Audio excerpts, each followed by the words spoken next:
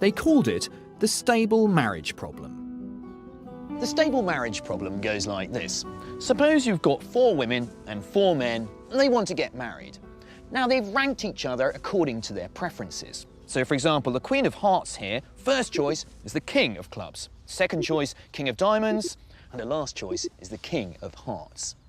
So the challenge here is to play Cupid and pair up the kings and queens such that each one gets a partner, but more importantly, so that the marriages are stable.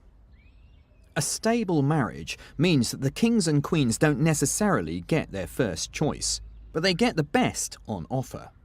For example, if I paired the King of Hearts and the Queen of Hearts, and the King of Spades and the Queen of Spades, this would be an unstable marriage. Because the King of Spades doesn't really like the Queen of Spades, he'd prefer the Queen of Hearts. The Queen of Hearts, in her turn, doesn't really like the King of Hearts.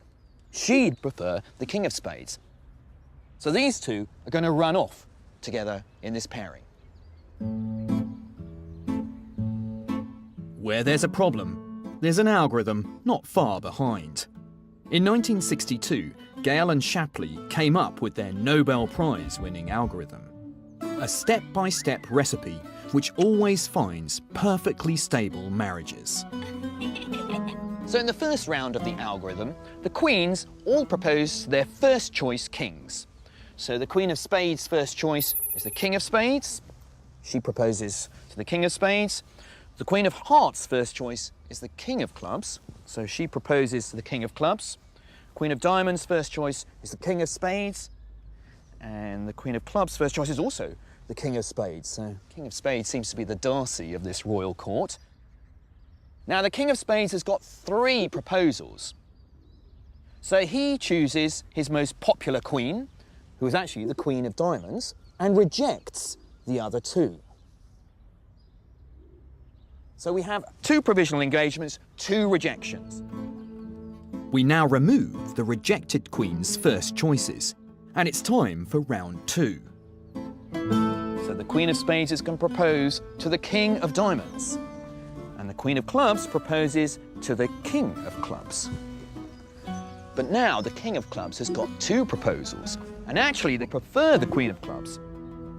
So he rejects the Queen of Hearts, his provisional engagement on the first round of the algorithm. We have to start again. In each round, the rejected queens propose to the next king on their list.